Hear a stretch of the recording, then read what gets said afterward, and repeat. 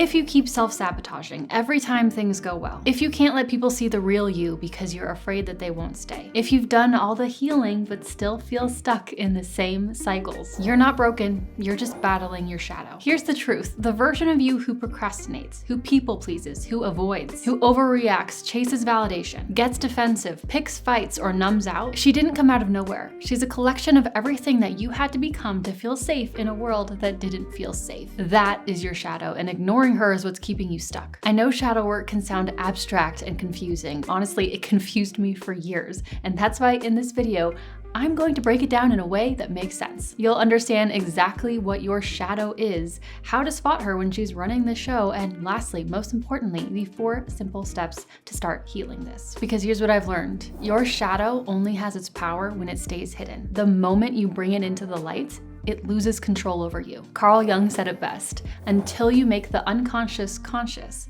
it'll direct your life and you will call it fate. So maybe it's time to turn around, face the dark, and bring your shadows into the light. Hey friend, welcome back. If you're new here, my name's Jillz, and I help women step into their power, tap into their divine feminine, and become their best self, live their best life. So if that's something you want to do, you should subscribe and stick around. Now, real quick before we dive in, I created a shadow work journaling workbook that goes perfectly with this video and this topic. It has guided questions in there to help you uncover your specific shadows, and the questions are so good. They are so powerful. Your shadows will become glaringly obvious. Plus, there's a section in there that has personalized prompts based on your specific astrology, which is just like a fun little helpful tidbit. And I'll talk about that later on in this video. But the link for that is down below if you want to check it out. And it's definitely one of my favorite workbooks that I've ever made. So let's talk about the word shadow and shadow work, because these get thrown around a lot in the spiritual and self-help world. But honestly, it's like, what do these even mean? To me, it feels really vague and unclear. So when people hear the word shadow, sometimes they think of some dark, sinister part of themselves that they have to fight or fix.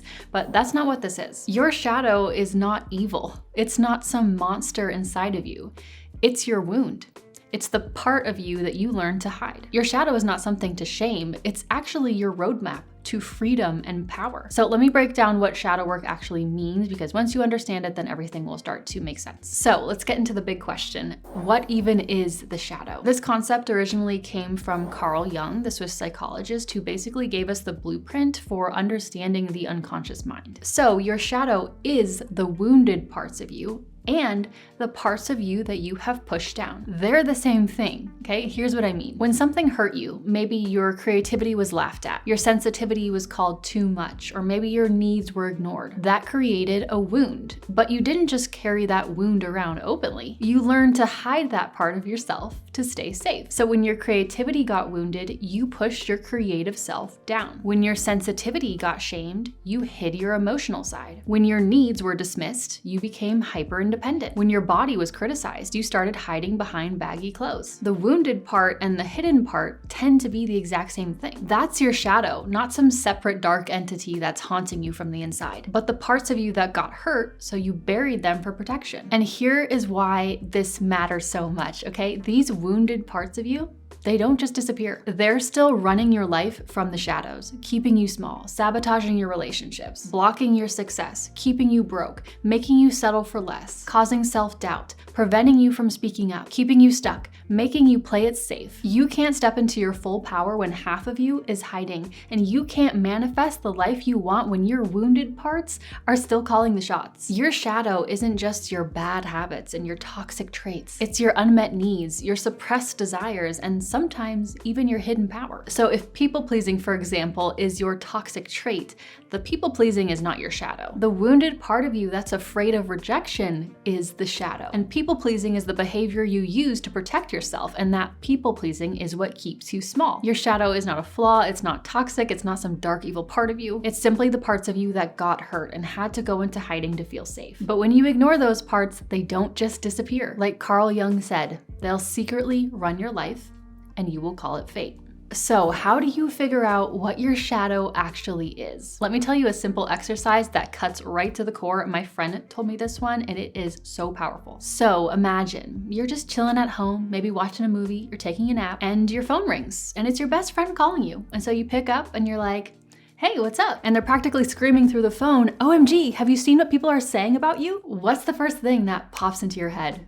What was your first immediate fear? What happened in the rest of that story? What did you assume that they were saying about you? That assumption, that fear, that's pointing directly to your shadow. Let me walk you through my own personal example because in my opinion, this is easier to understand when you actually hear like a real life example. And I'm gonna use this example to help explain some of my points throughout this video so it all makes sense. For me, when I did this exercise, what used to immediately come up for me and what I used to immediately be afraid of was, I'm wrong, that I did something stupid, that I said something stupid, that I don't know what I'm talking about, that everyone is pointing out and realizing that I have no idea what I'm doing, or that I did something totally wrong, or that I'm stupid. That was my fear, that I'm wrong. Now, when I trace this back though, it makes perfect sense. Growing up, I kind of struggled in school a little bit. I mean, it was hard because I was in like the advanced classes, but I still always struggled in those classes. I felt like I was constantly behind, and I was always the youngest in my class. I was always the youngest of my friends. I was the youngest in my family. I always felt behind and like I was playing catch up. I have so many awkward, painful memories of me being surprise called on in class and I didn't know the answer, you know, internally panicking. And then I'd give my best answer and it was wrong. And then everyone would be staring at me, or trying to do homework with a parent at the dinner table. And then when I didn't know the answer, they would get frustrated at me or sometimes snap at me. I was always afraid to speak up in class, in life, with my family, with my friends, because I never fully felt like I knew what I was doing and I thought whatever I said would be wrong. And the thing is that I often was wrong. And instead of that just being normal kid stuff, I was shamed for it, or at least I felt that way. Because of these experiences, I became afraid of speaking up and using my voice and sharing my opinion. And I was afraid of being wrong. I felt stupid. So what happened? I learned to hide my thoughts, my opinions, my natural curiosity. I was scared to use my voice. I was scared to share my opinion. I was scared to speak with confidence. That's what got wounded. My voice, my confidence, my intellectual curiosity. And because that got wounded, I learned to hide those parts of me to stay safe. And that's how that shadow self was born. Again, the wounded parts and the hidden parts of you are the exact same thing. They are interrelated. And so that's exactly what I mean when I say that your shadow is your wound and the parts of you that you have dulled down and learned to hide. And here's the thing, that wounded part of me didn't just disappear when I became an adult. Even when I first started making YouTube videos, that old fear would get triggered sometimes. I'd post something and immediately think like, oh, well, what if I'm wrong? What if what I'm saying is stupid? And the entire internet is gonna be like, what? But now that I've healed this shadow part of me, I no longer feel like I need to hide those parts of myself, and I no longer feel like I need to hide my voice or even that I need to be right all the time. Now, if you are into astrology like me and you want to go a little bit deeper into understanding your specific shadow based off of your specific natal chart, there is something in your chart called chiron, and it's honestly like having a GPS for your core wound, at least according to astrology. So chiron is the part of your birth chart that apparently points to your main wound, usually from early life or even from ancestral or karmic patterns. So this wound can manifest as insecurity or shame or inadequacy in a specific area of your life based on the sign and the house it's in. Think of chiron as just another way to understand your deepest emotional patterns. It's like a mirror that supposedly reflects your most tender wound, and it'll keep showing up again and again until you're ready to heal it. And when you understand your chiron placement, so much will start to make sense. You realize why certain things trigger you so deeply, or why you react the way you do, or why some situations just feel more difficult than you think they should. So let me give you some quick examples. If you have chiron in Leo like me, then you probably have or had a fear of being seen or really using your voice. You might feel like you're too much or you have to tone yourself down, but that's exactly where your gift is, reclaiming your creative power and learning how to take up space unapologetically. If you have chiron in Virgo, you've probably struggled with perfectionism or feeling like you're never enough, but your healing is found in realizing that you are human and knowing that being whole doesn't mean being flawless. If you have chiron in Libra, there's often a deep pattern of people pleasing or losing yourself in relationships. And your medicine specifically for you is choosing connection without abandoning yourself. Your chiron wound isn't your weakness. It's kind of more as like a compass for like your healing and stepping into your fullness. It's probably what you're here to work through and understand, and embodying this will help you step into your full power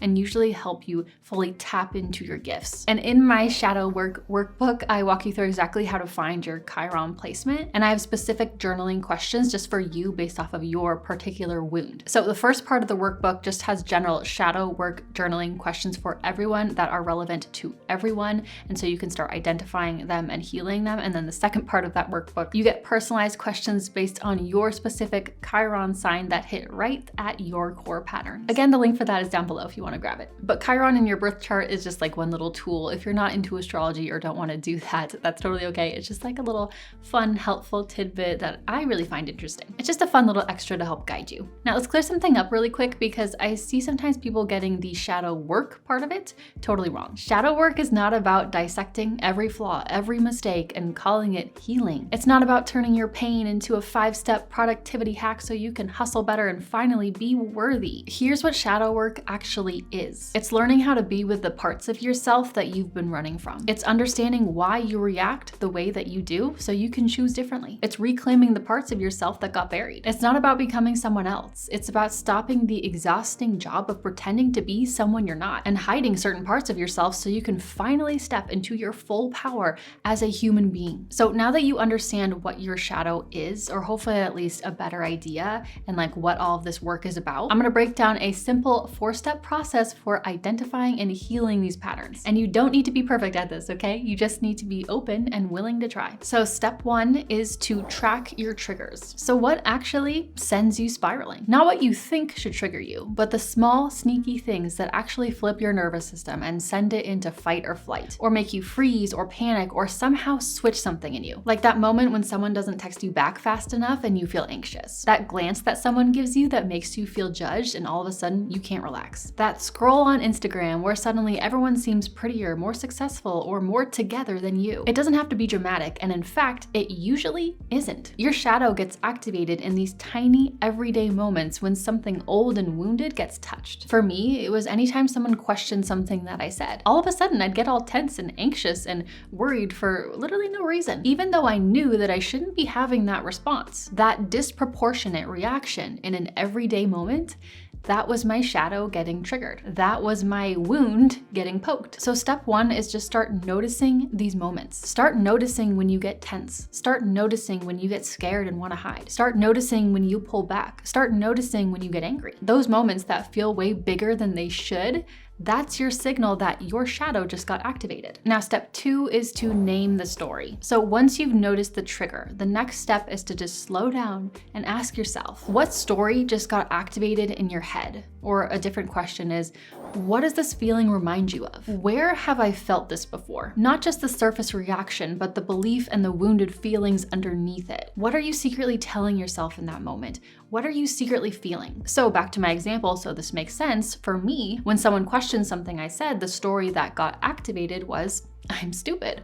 I don't know what I'm talking about. I'm the one who doesn't know what's going on. I'm about to be exposed for being stupid and completely delusional. Everyone else knows what's going on. Everyone else has all the answers, but I don't. Okay, so your story might be totally different. Yours might be, I'm too much, or I'm not enough, or I'm being dramatic, or I shouldn't need this. Okay, so this is where you are starting to connect the dots. This is where you're starting to realize that these aren't just random thoughts. It's all tying back to something that happened earlier in your life. When someone laughed at your creativity, you learned this is dumb. I shouldn't be creative. It's not safe. I'm not a creative person. Or when your emotions were dismissed, or your parents told you to stop crying, or you were being too sensitive. Well, your brain said, my emotions are a problem. I'm too dramatic. I need to be less emotional to be loved. And here's the funny part though. Once you have that belief, once you have that wound, we will start acting in ways that prove that belief true and unconsciously, accidentally keep poking that wound and making it deeper and deeper. For example, if you believe that you're unlovable, then oftentimes you will avoid relationships. But because you avoid relationships and because you're always alone, you end up feeling more and more unlovable, digging that wound even deeper, right? That story and that belief gets stronger. So step 2 is catching that story in the moment and asking yourself, where did I first feel this? What does this remind me of? When did I first learn that I was XYZ, too much, not enough, stupid, whatever? For me, when I go back to my example, when I ask myself, when did I first feel this? That I was always wrong, I immediately think of those moments struggling at the dinner table trying to do homework. That feeling of panic when I was called on and I didn't know the answer. And then the teacher got mad at me. Or when I'd say something and my older brother, just being a typical older brother, would be like, no, you're dumb, right? That's when I first felt those feelings. That's when I first learned that belief. So even as an adult, when someone would question question something that I was saying, even innocently, my brain would go right back to being that little girl who felt stupid and ashamed. And this is something that I want to point out. It doesn't have to be something that's traumatic, right? Like me getting called on in class and not knowing the answer. That's not like trauma. That's not some huge, crazy trauma that happened in my life. Your shadow and your wounds don't have to come from trauma. They can be from these little innocent everyday moments. So here's the important part.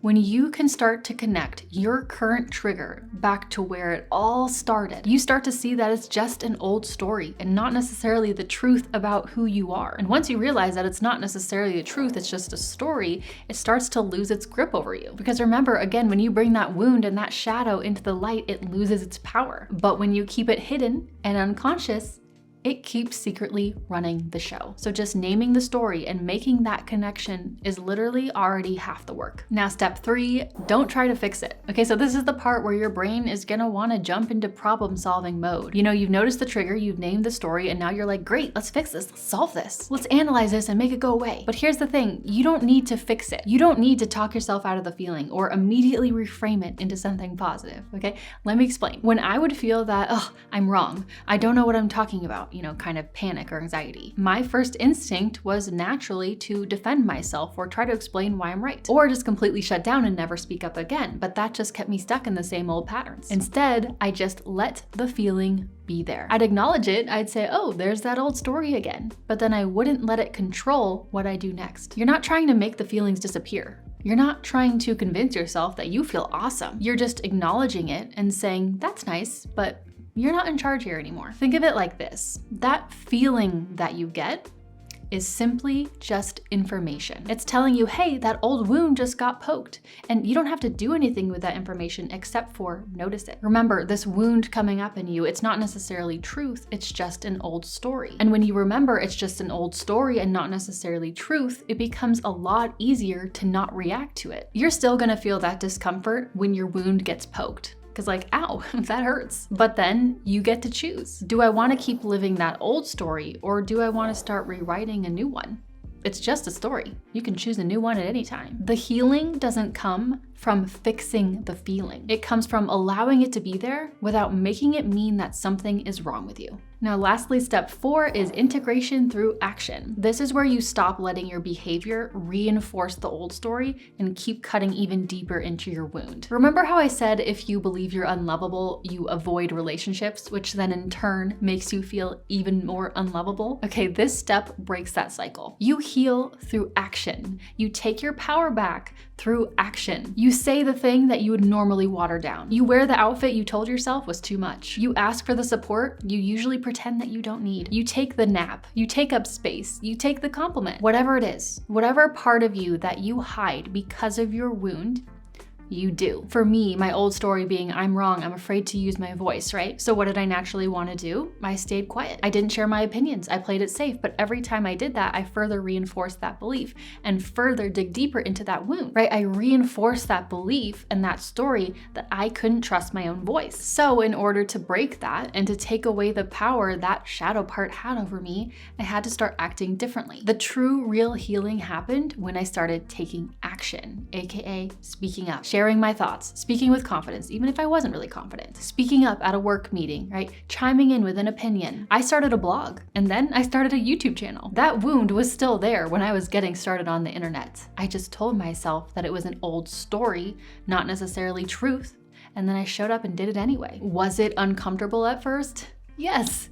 Did it feel safe? No. But every time I took action and stopped hiding those parts of me, I was breaking the pattern. I was breaking that connection that was formed earlier on in life. A lot of times we like to overcomplicate healing, right? We make shadow work feel all woo-woo and mystical and confusing and abstract when really it's not. You bring back the hidden parts of yourself by being them. If you hid your creativity, start creating. If you hid your voice, start speaking up. If you hid your needs, start asking for help. If you hid your sensuality, start dancing in your bedroom. It's not that complex. You notice the wound and your trigger, and you say, where did this first come from? When did I first feel this feeling? And then you figure out that old story that it connects back to. And then once you make that connection, once you realize it's just an old story and not necessarily truth, you take action repeatedly, even when it feels uncomfy, until eventually your nervous system catches up, until eventually your nervous system says, oh, we're safe to be ourselves now. This is how you rewrite that story and heal that shadow,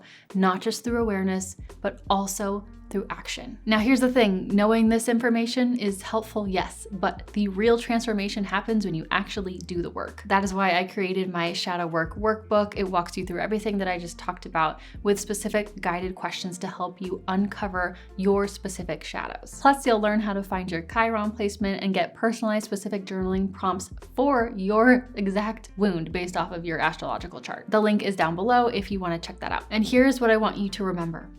Until you face what is hiding in the dark, it'll keep secretly running the show. Shadow work isn't about fixing or picking yourself apart.